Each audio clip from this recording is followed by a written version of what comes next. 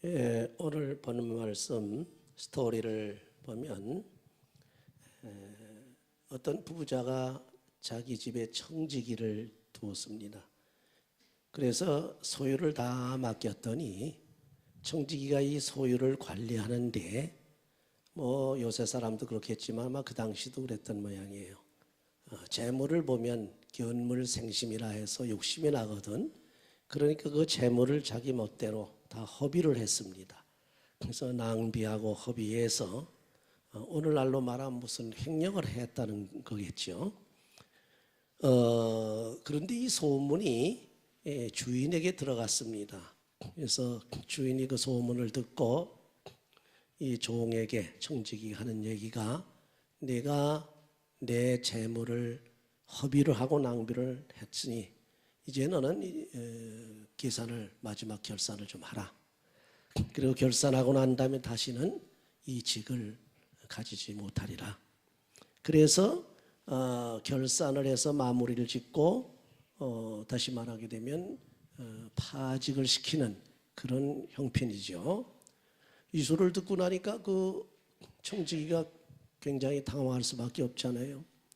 그 직분을 그만두게 되면은 먹고 살아야 되겠는데 어떻게 먹고 사냐 이거죠. 그래서 본문에는 말씀은 땅을 파자니 어떻고 땅을 파자니 힘이 들고 죽었고 그 뭐 땅 파기가 힘든 보통이 아니거든요. 비로 먹자니 부끄러워서 어쩔 수가 없고 이래서 이제 막다른 골목에 빠져 들어갔습니다. 근데 막다른 골목에서 이 청지기는 그래도 낙심치 아니하고 절망하지 아니하고 아이디어를 하나 낸 겁니다. 어쩌건 내가 살아야 되지 않겠느냐. 그래서 꾀를 냈는데 그 꾀가 뭐냐 하면 아직 내가 세무를 할 수 있는 그 직분을 가지고 권한을 행사할 수 있는 기간이 얼마 남았으니 요 남은 기간을 잘 이용을 해서 이 다음에 내가 파직당한 후에도 그래도 도움을 받을 수 있는 길을 모색해야 되겠다. 그런 생각을 한 겁니다. 그러니까 그런 생각하다 보니까 다른 게 없거든요. 자기의 고난이라고 하는 것은 주인에게 빚진 자들에게 빚을 탕감해 주는 일이 가장 쉽고 가장 또 큰 일이란 말이에요. 그래서 여기 기름 100마를 빚진 그런 사람을 불러다가 너 얼마 지었느냐 이렇게 기름 100마를 빚졌습니다. 그럼 빨리 증서를 가져와서 50마리라고 써라 해서 50%를 디스카운트 해줬다면 요새 좋은 말을 말하게 되면 깎아줬단 말이에요. 그리고 밀 100석이 있는 사람을 불러서 너 얼마 줬느냐 하니까 밀이 100석입니다. 그럼 너서 와서 밀을 80석이라고 써라. 그래서 20%를 또 깎아줬단 말이에요. 그렇죠? 그리고 이제 만약에 자기가 파직을 당해서 쉽게 말하게 되면 퇴직을 하게 되면 자기의 신세를 입은 그 사람들이 자기를 도와줄 수 있지 않겠느냐. 당연히 도와줄 게 아니냐. 그런 계산을 한 겁니다. 이렇게 해서 이제 그 주인의 재물을 오히려 더 허비를 해버렸는데도 그 주인이 와서 하는 얘기가 네가 참 잘했다. 칭찬을 하더라 그런 얘기입니다. 그래서 이건 참 이해가 안 가는 얘기죠. 주인의 재물을 소유를 허비하고 낭비하고 나서 그 다음에 파직시킨다니까 거기다가 빚도 못 받도록 말이죠. 한 50%씩 20%씩 깎아주니까 이거 뭐 사실 이거 뭐 보통 주인 같으면 괘씸하게 생각할 터인데 그렇지 아니하고 너 참 잘했다. 그리고서 그 비유를 그야말로 인용을 해서 제자들을 가르치고 우리 크리스찬들을 가르치는 그런 주님의 모습입니다. 그렇다면 여기에서 이 주인이 한 일이 정당하냐 잘한 것이냐 그건 아니거든요. 사실 이 주인이 지은 죄까지 정당화시키는 것은 아닙니다. 여기서 초점이 뭐냐 하게 되면 우리 주님께서 설교의 초점은 그 주인의 지혜에 있다는 거예요. 지혜에 있다. 그 주인이 막다른 골목에 들어갔음에도 불구하고 살려고 하는 의욕과 소망을 가지고 최선을 다하는 모습, 그래서 지혜를 짜냈다는 모습, 이것을 칭찬한 거예요. 여러분, 예수님께서 전도하는 그 제자들을 내보내면서 하시는 말씀이 뭡니까? 너희들이 나가서 복음을 전하되 지혜롭기는 뱀같이 지혜로워라. 순결하기는 비둘기같이 하라. 그랬죠? 그럼 뱀같이 지혜롭다고 해서 뱀이 좋아서 뱀이 좋은 짐승이라고 그렇게 말한 건 아니거든요. 오히려 뱀은 우리의 조상인 아담과 해와를 꼬여가지고서 타락시킨 아주 사탄이거든요. 근데 뱀같이 지혜로우라는 얘기는 뱀을 좋아서 뱀같이 되라 그런 소리가 아니고, 뱀이 지혜를 쓴 사람보다도 더 지혜롭게 한 그 지혜 자체를 배우라는 겁니다. 여러분, 세상에서 미련한 아내를 데리고 사는 사람은 앙콧물 사람 만난 것 같다고 그랬어요. 다시 말하면 미련한 사람들은 못 당합니다. 그건 뭐 통하지 않으니까. 지혜로운 사람이 세상을 주도하고 세상을 갖다가 리드해 나간다는 걸 우리는 알 수가 있죠. 그래서 지혜로운 사람이 되라 그런 얘기입니다. 그래서 여기 불의한 청지기, 불의한 종이 지혜롭게 한 그 지혜를 배우라고. 다시 말하면 불의한 자에게서까지도 지혜를 배우라. 우리가 뭘 배운다고 하게 되면 좋은 일만 보고서 배우는데 그렇지 않아요. 그렇죠? 나쁜 일이 벌어지게 되면 나쁜 일에 대해서 왜 이 나쁜 일이 벌어졌고 이 나쁜 일이 왜 나쁜가, 그 결과가 어떻게 되는가, 그래서 이 나쁜 일에 대해서 확실히 깨닫고 알아가지고 거기서 아하, 이럴 때는 이렇게 하면 안 되겠구나, 저렇게 해야 되겠구나, 이 나쁜 일이 생겼을 땐 여기 가담해서는 안 되겠구나, 이런 지혜를 배우라는 거죠. 그렇죠? 그래서 우리가 지혜라고 하는 것은 좋은 일이나 좋은 사람에게서만 배우는 것이 아니라 나쁜 일을 만날 때도, 나쁜 사람을 만날 때도 그 사람에게서, 그 일 속에서 지혜를 배우라 그런 얘기입니다. 이게 지혜로운 사람입니다. 여기 그래서 불의한 종에게서 배워야 할 첫 번째 지혜가 뭐냐 하면, 다른 게 아니라 이 불의한 사람은 사실을 사실대로 솔직하게 인정하고 들어갔다는 겁니다. 주인이 그랬죠? 야, 너 내가 얘기 들어보니까 너 내 것을 갖다가 막 허비한다는 소식을 듣고 내가 그런 소문을 들었는데 너 사실 아니냐? 그래, 너를 내가 파직하겠다 이랬거든. 그럼 보통 사람들은요, 발뺌 하려고 그런 일 없습니다. 나중에 누구 말 맞다나 산수갑사를 가고 형무소를 갈지언정 나 그런 일 없습니다 그러거든요, 대부분. 그렇죠? 여러분, 정치인들 한번 보세요. 보면은 비자금 얼마 조성하지 않았냐, 누구 거 뇌물 얼마 받지 않았냐 하고서 다그치기dem 첫 번에 인터뷰에서 이 텔레비전에 나와가지고 한 소리 뭡니까? 처음부터 시인한 사람 하나 없습니다. 뭐라 합니까? 나 그런 일 절대 없다고. 어디 가서? 재판정에 가서 사실 진실을 가리겠다 이래고 큰 소리를 팡팡 치거든. 그러고 난 다음에 이제 끌려가서 검사한테 가가지고서 그냥 다구치고 막 몰아치고 증거를 갖다 대면서 막 꼼짝 못하고서 불고 난 다음에 나와서 인터뷰하는 걸 보세요. 죄송합니다 하면서 하는 얘기가 자기가 한 일을 갖다 다 시인을 해버린단 말이에요. 어쩔 수 없으니까. 그게 인간이에요. 그러나 여기 있는 종은 그렇지 않아. 주인이 잘못을 지적하니까 그대로 인정해버렸단 말이에요. 사실을 솔직하게 인정하고 들어가는, 이게 참 지혜 중에 하나입니다. 같은 거 없이면 사실을 탁 인정, 내가 잘못했습니다, 실수했습니다, 내가 거기에 대한 벌을 받겠습니다, 그러나 정상을 좀 참작해 주시옵소서 하게 되면 그러면 벌을 좀 감해 줄 테인데, 이런 버티고 하다가 나중에 아니라고 그러다가 고백을 해보세요. 괘씸해서도 그 형량을 감해 줍니까? 감해 주지 않지요. 그렇죠?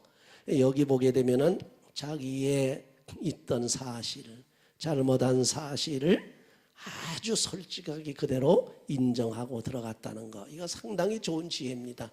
여러분, 세상에서 한번 보세요. 세상에 살 때 우리가 거짓말 시키고 또 무엇을 갖다가 인간의 꾀를 가지고서 이렇게 뭐를 갖다가 속이면서 트릭을 쓰고 이래가지고 살아서 잘 될 것 같지만 그렇지 않습니다. 그 말로는 말할 수 없게 된다는 사실을 알 수가 있죠. 그러나 처음부터 인간이라고 하는 건 실수가 있는 법입니다. 잘못을 할 수가 있어요.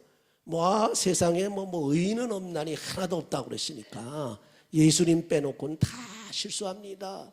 과거에 유명했던 모세도 실수를 했습니다. 예레미야도 실수했습니다. 아브라함도 심지어 실수가 어떤 실수를 했어요. 자기 아내를 팔아먹는 실수까지 해버렸는데 말이죠. 이건 뭐 정신없는 다윗이 말이죠. 그 간음죄지 어찌요 살인죄지 어찌요 그거 말도 못하는 거예요. 그 성인이라고 하는 사람들이 선지자랑 성자랑 성인이 모두 실수를 하고 죄를 져도 보통 죄를 지는 게 아니라 큰 죄들만 골라서 진 것 같은데 이걸 보고요 자기 모습을 한번 바라보란 말이에요. 아브라함도 그렇고 그 위대했던 모세도 그렇고 여호수아도 그렇고 그 위대했던 이사야 선지자 예레미야 선지자 다윗 왕 뭐 세상에 거기 있는 모든 성서에 유명하고 훌륭한 성인 성자 선지자 하나님의 훌륭한 종들까지도 다 실수를 하는데 나는 뭐냐 이거지요. 아무것도 아니다. 그렇게 생각하게 되면 실수하는 것이 정상이다 그렇게 생각하세요. 그렇죠? 나는 실수 안 한다. 나는 절대 완벽하다. 퍼펙트하다. 다시 말하게 되면 퍼펙셔니즘이라고 그래요. 무슨 얘기냐 하게 되면 완전주의에 꽉 머리에 사로잡혀 있으면요 자기도 스트레스 받고 자기도 괴롭고 고통스럽고 다른 사람 용납을 안 하니까 다른 사람에게 스트레스를 주고 이게 뭐 텐션이 말이 아닙니다. 그러니까 처음부터 내놔요. 여러분도 그렇겠지만 저도 뭐 그런 면이 많은데 제가 지난번에 간증했던 분 중에 한 분 친구 목사님은요 참 그분의 장점이 그겁니다. 쉽게 말하게 되면 처음부터 누구하고 얘기하다 뭐 실수한 것 같으면 아이고 이거 내가 실수했다고 내가 이렇게 자꾸 실수를 한다 그래 놓고 누가 실수를 시작하 그거 내가 잘못한 거요. 이게 뭐 내가 이거 좀 사람이 좀 덜 돼가지고 이렇다고 이러고 들어가니까 그 따지고 들어간 사람도 또 따질 수가 없는 거예요. 그렇지요. 따지고 공격하려고 그랬다 이거 미안하다고 이놈이 이게 정말 참 부질없고 또 덜 생겨가지고 이렇게 자꾸 실수를 하고 그랬으니 미안하다 이해해달라. 근데 어떡하겠어? 그거 잡아 죽이겠습니까? 그러면 마음이 사르르 녹는단 말이에요. 그렇죠? 그런 사람들은 편한 거예요. 그래서 하나님 앞에서도 처음부터 내가 잘한 것 같이 의인인 것 같이 바리새인과 같이 사두개인과 같이 저들과 같이 우리는 죄인이 아닙니다. 큰 소리 쳐보세요. 세리와 창기와 같은 죄를 짓지 않았습니다. 우리는 일주일에 꼬박꼬박 금식 2번 세고 11조 꼬박꼬박 내고 주일도 꼬박꼬박 성술하고 우리는 잘못한 거 우리는 저희들과 같지 않습니다. 그거 주님께서 받아주었습니까? 안 받아줬거든요. 오히려 뭐라고 그랬어요? 오히려 나는 너희를 도무지 모른다고 주님께서 부정을 해버렸어요. 그리고 오히려 나는 죄인 개수로서이다 먼 곳에서부터 얼굴을 들지 못하고 엎드리면서 주님 앞에 자기의 죄를 고백하는 그 세리와 창기를 주님께서 기꺼이 받아주신 줄 믿으시기 바랍니다. 이런 사람이 되시라는 거예요. 자, 여기 청지기도 자기 자신의 잘못을 속이거나 변명하지를 않았습니다. 사실을 있는 그대로 솔직하게 인정하라고 고백하고 잘못에 대한 충분한 책임을 자기가 지으려고 하는 태도를 가지는 걸 보게 되면 참으로 지혜로운 사람이다. 미련한 사람들이 우곡 따짐으로 우겨대지 지혜로운 사람은 그렇지는 않습니다. 그 다음에 이 청지기의 두 번째 지혜가 뭐냐 하게 되면 그러니 어떡합니까? 남은 기간이나 내가 잘하는 길밖에 없지 않느냐. 저도 항상 하나님 앞에 엎드려 기도하긴 그렇습니다. 하나님께서 많은 은혜를 주셨는데 사실 저는 하나님께 받은 은혜 생각하게 되면 하나님께 면목이 없을 정도예요. 다른 사람들도 많고 큰 은혜를 받았지만 저도 아주 무지무지하게 크고 많은 은혜를 많이 받았거든요. 기도할 때 많은 은혜 받고 은사를 많이 받고 은사 안 해본 것이 없을 정도로 받았는데 일을 제대로 못하니까 하나님 앞에 송구스러운 거예요. 그러니 어떡합니까? 지나간 일을 후회한들 소용이 있습니까? 아무 소용이 없는 거예요. 그러니까 하나님께 주여 용서하옵소서. 하나님께서 많은 은혜와 축복을 주셨음에도 불구하고 어찌해서 이 종은 하나님의 뜻대로 하나님의 만족을 해드리지 못하고 주의 뜻대로 살지 못했는지 죽일 종입니다. 죽을 수밖에 없는 종입니다. 그리고 먼저 회개할 수밖에 없는 거죠. 그러니 이제 어떡하냐 이거예요. 그러니까 이제는 남은 기간, 남은 여생만이라도 하나님, 정말 하나님 기쁘고 만족하게 살고 하나님의 일을 잘하게 해주옵소서. 그 기도밖에 할 길이 없거든. 그래서 그 길을 모색하느라고 애를 쓰는 거예요. 여러분 10년이 남았든지 20년이 남았든지 40년이 남았든지 50년이 남았든지 자기 여생은 자기가 모릅니다. 물론 젊은 사람들은 좀 더 길게 잡을 수가 있지만 그래도 몰라. 내가 아는 우리 교인들 중에서 고등학생이 갑작스럽게 교통 사고에서 그냥 치여 죽어가지고 한국에 있을 때 그 밤중에 쫓아다니면서 그 이 병원 저 병원으로 그냥 얼굴 알아볼 수 없을 정도로 완전히 짓이겨가지고 말이죠. 그런 그 고등학생을 갖다 학생에 있는 학생이지. 쫓아다니면서 장례를 지내주려고 하던 그런 생각이 지금도 선합니다. 모르는 거예요. 세상 사람들도 인명은 재천이라고 그러잖아요. 인명은 재천이라. 하나님에게 달린 거예요. 물론 젊은 사람들은 그래도 여유가 있습니다. 뭐 죽을 때 죽더라도 보통 자연 연령 수명으로 말하기는 기도 많이 남았습니다. 그럼에도 불구하고 그렇게 생각해서는 신앙적으로는 그렇게 생각합니다. 우리가 내일 예수님이 오시는 것 같이, 금방 예수님이 오시는 것 같이 생각하면서 살라고 하는 거예요. 그래서 남은 여생을 여러분이 잘 사셔야 됩니다. 이제 2008년도는 지나갔으니까 후회한들 소용이 없어. 그렇죠? 참 후회가 많습니다. 저도 후회가 많아요. 2008년도 열심히 하느라고 했는데 돌이켜보게 되면 더 아쉬운 것이 많고 하나님께 부족한 것이 많고 어떻게 할 수가 없는 게, 그러니 어떡합니까? 2008년이 다시 올 수는 없거든. 나 한 사람을 위해서 다시 올 수는 없거든. 그렇죠? 여러분 한 사람을 위해서 2008년이 시계가 되돌려질 수는 없단 말이에요.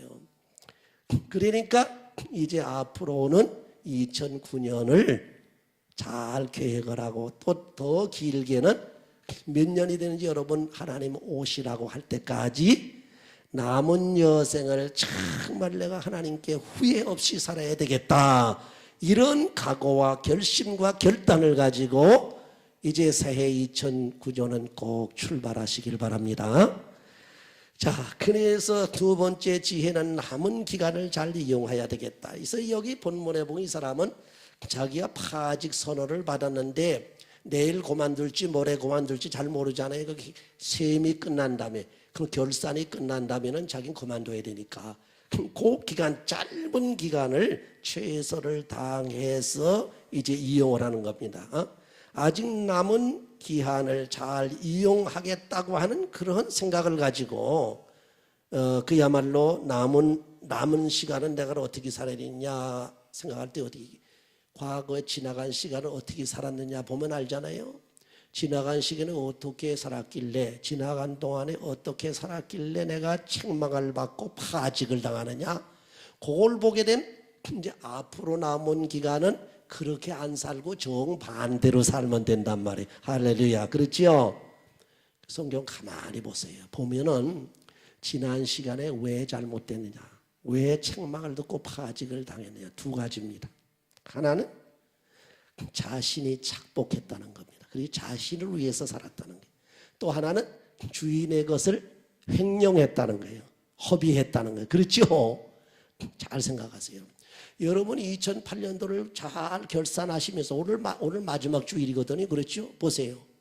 여러분이 2008년도에 나 자신만을 이기적으로 나 자신만을 위해서 살았는가? 그렇게 살았다면 회개하세요. 이게 문제입니다.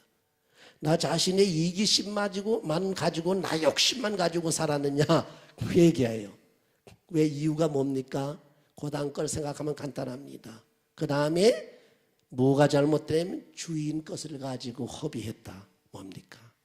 하나님의 것을 가지고 허비하는 생활한 것이라 다름이 없단 말이에요. 그렇죠? 내가 나를 위해서 살려고 그야말로 여러 가지 열심을 다하고 모든 것을 다 했을 때에 마지막 주님이, 야, 내가 어찌하여 내 것 가지고 네 마음대로 허비를 했느냐, 그럼 큰일 나거든. 무슨 얘기입니까? 이제 자기를 위해서 살아가지고 책망을 받았으니 남은 기간은 누구를 위해서 살아야 되겠다? 첫째로 주를 위해서 살아야 되겠다. 두 번째로 남을 위해서 살아야 되겠다. 그렇죠? 그 소유의 주인을 위해서 먼저 살아야 돼. 왜? 그 주인의 것을 내가 맡았으니까. 여기 청지기가 주인의 소유를 맡았거든. 우리는 주인이 되시는 하나님의 것을 맡아가지고 삽니다. 하나님께서 주신 물질과 하나님께서 주신 지혜와 건강과 하나님께 주신 지식과 하나님께 주신 모든 것이 하나님의 소유라고 생각할 때에 내가 일거수일투족 하나하나 행하는 행함이 그 주인의 마음에 맞게 주인의 뜻에 맞게 써야 된단 말이에요. 그렇죠? 시간도 주인에 맞게 사용해야 됩니다. 소유도 주인에 맞게 사용해야 됩니다. 우리가 가지고 있는 재능도 하나님 주인이 되시는 하나님의 마음에 맞게 모든 걸 사용해야 된다. 그거 사용하지 못했기 때문에 책망을 들었으니 그렇게 사용해야 되지 않겠느냐. 두 번째로 자기 욕심대로 살 것이 아니라 이제는 남을 위해서 살아야 되겠다. 그것이 바로 여기 청지기가 캐낸 지혜입니다. 그래서 여기 보게 되면 남을 위해서 뭘 합니까? 빚을 다 탕감해 준단 말이에요. 그렇죠? 빚을 다 탕감해 줘서 기름 100말 진 사람은 50말로 탕감해 주고 그 다음에 밀 100석 빚진 사람은 80석으로 탕감해 주고 막 이랬단 말이에요. 이게 아주 지혜로운 겁니다. 쉽게 말하면 남을 위해서 좋은 일을 했다는 겁니다. 이것은 뭡니까? 은혜를 깨닫고 보답하라고 하는 보은, 다시 말하면 보답하려고 하는 보은의 은혜라고 그래요.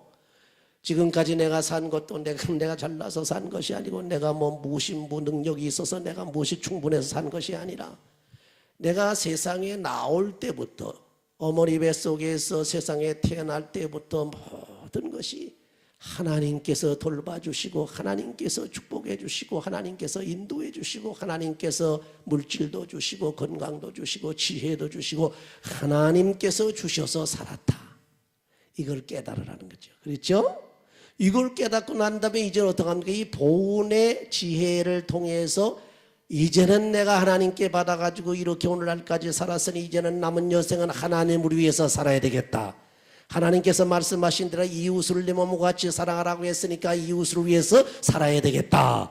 그런 결심을 하고 그것이 바로 두 번째 청지기의 지혜입니다. 그러면 이 두 가지 지혜를 행한 청지기에 대해서 예수님께서는 주인이지 여기서는 주님께서는 뭐라고 판단했느냐, 어떻게 판단했느냐 할 때 첫째 잘못을 깨닫고 회개한 것을 아주 귀해 봅니다. 앞서 말씀드렸지만 잘못을 깨닫지 못하고 끝내 자기가 옳다고 우겨대는 사람, 미련한 사람이 그저 자기가 잘못했을 솔직히 깨닫고 그 사실을 사실대로 인정하기 때문에 그것을 귀히 보셨다. 그렇게 평가가 내렸습니다. 그 다음에 두 번째는 정말 절망하지 않고 남은 기간을 잘 이용하겠다는 겁니다.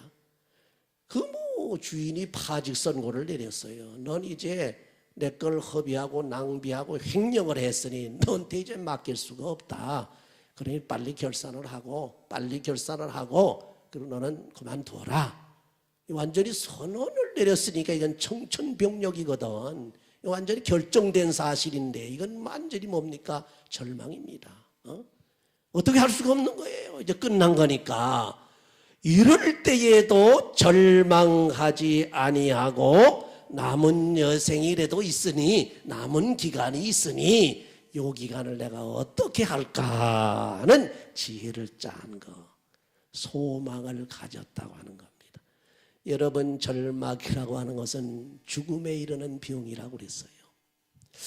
그래서 아픈 분들에게 항상 걱정하는 것이요, 그 병 자체가 무서운 게 아닙니다. 그 병에 대해서 실망하고 낭망하고 절망하는 게 문제예요. 그래서 이 절망하게 되면 절망으로 인해서 내 몸의 신진대사가 완전히 몸 기능이 저하됩니다. 떨어져 가지고 나중에 제 기능을 못하게 되면 스톱되잖아요. 그럼 죽는 거예요.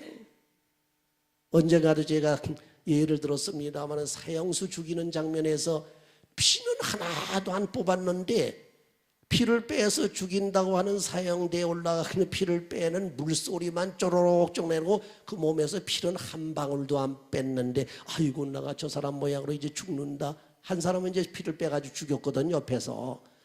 아이고 나는 죽는다. 아이고 죽는다. 아이고 난 죽는다. 아이고 죽는다. 꼴깍 하고 죽어버리는 거예요. 피는 하나도 안 뺐는데 그게 무섭다는. 그래서 성경의 잠언서에 보게 되면 사람의 심령은 병을 이기려니와 그랬어요. 사람의 마음은 병을 이긴단 말이에요. 그러나 그 심령이 상하면 누가 그것을 일으키겠느냐. 그렇죠. 이 절망이라고 하는 것은 그래서 키리케고리 말하는 죽음에 이르는 병이라고 그랬어요. 죽음에 이르는 절망 때문에 죽는단 말이에요. 자, 그럼에도 불구하고 여기에 이 청지기는 절망하지 않았습니다. 남은 시간을 끝까지 최선을 다해서 내가 이용하겠다는, 그리고 자기가 아닌 남을 위해서 보상하는 그런 그 행위를 했다고 하는 것, 이것이 주님께서 아주 귀하게 평가한 겁니다. 그리고 마지막 주님께서 결론으로 우리에게 주신 아주 금과 같고 보석과 같은 교훈이 하나 있죠. 뭡니까? 이 말씀을 전체적으로 한번 쭉 압축을 시켜서 마지막 교훈으로 주는 것이 너희는 불의한 재물로 친구를 사귀라 그랬어요. 여기 불의한 재물이라고 하는 것은 재물 자체가 나쁘다는 게 아닙니다. 그 재물이 자기가 정당하게 얻은 재물이 아니죠. 그렇죠? 남의 것이든 뭐든지 하여튼, 근데 이것을 조금 확대시키면 세상 재물을 말합니다. 이 세상 재물을 가지고 친구를 사귀라는 겁니다. 이건 조금 빨리 제가 연결을 시켜보게 되면은 그 친구가 누구냐 하게 되면 예수 그리스도. 할렐루야. 여기 청지기는 불의한 재물을 가지고 빚진 자들을 친구로 삼았거든. 그렇죠? 그리고 그 다음에 이제 파직되고 난 다음에는 어떻게 됩니까? 이 친구들이 다 도와줄 거란 말이에요. 이건 뭐 기정사실이야. 사람의 이치로 봐도 그런데 우리 하나님께서, 우리 주님께서 세상의 재물을 가지고 주님을 위해서 살고 주님을 위해서 쓰고 주님을 위해서 헌신하고 주님을 위해서 바치고 주님을 위해서 사용을 해서 주님을 얻었으면, 주님을 사귀었으면, 친구로 사귀었으면 주님이 가만히 계시겠느냐, 못 본 채 하겠냐? 그럴 수 없다 그런 얘기. 세상 사람들은 재물을 가지고 세상의 친구를 사귀게 되면 기껏해 세상에서 뭐 조금 도와줄 수는 있지만은 구원은 시킬 수가 없습니다. 생명을 구원할 수는 없어요. 그러나 우리 주님을 갖다가 친구로 사귀게 되면 주님께서는 우리를 영원한 생명으로 구원시켜 줄 수 있다는 거예요. 그러니까 불의한 재물로 친구 되시는 예수님을 사귀라. 여러분, 세상에 불의한 재물을 가지고는 세상 사람들을 위해서 쓰지 못했다 할지라도 주님을 위해서는 사용하세요. 우리 주님이 여러분에게 보상하시고 주님이 여러분을 위해서 생명을 주시고 마지막 심판 때도 변호사가 되셔서 사탄이 아무리 와서 정죄를 한다 할지라도 정죄받지 아니하고 그 하나님 앞에 재판정에서 승리하고 승소하는 아주 놀라운 기적이 나타날 줄을 믿으시기 바랍니다. 여러분, 세상의 모든 것을 가지고 주님을 사시기 바랍니다. 주님을 친구로 삼으시기 바랍니다. 그래서 주를 위해서 사용하신, 내가 가지고 있는 지혜 주님을 위해서 사용하심, 내가 가지고 있는 물질도 주님을 위해서, 내가 가지고 있는 건강도 주님을 위해서, 내가 가지고 있는 지식도 주님을 위해서, 내가 가진 그 시간도 주님을 위해서 사용할 때에 그 친구 되시는 주님이 여러분을 보장하고 그 주님께서 여러분을 위해서 마지막 때 영생으로 들어가는 큰 은혜를 베푸시는 줄 믿으시고 꼭 주님을 친구로 사귀시기를 주의 이름으로 축원합니다. 아멘. 기도하십시오. 감사하신 하나님, 오늘 이 시간에 주님의 은혜 가운데서 항상 저희들이 지혜로운 자가 되게 하여 주시옵소서. 밀어나지 않게 하시고 지혜로워서 이 불의한 청지기 모양으로 지혜를 가지고 자신을 구원하고 이웃을 돕고 또 주인의 칭찬을 받은 것 같이 저희들도 지혜로운 삶을 통해서 우리 주님의 칭찬을 받는 신앙생활이 되게 하여 주시옵소서. 예수님의 이름으로 기도하옵나이다. 아멘.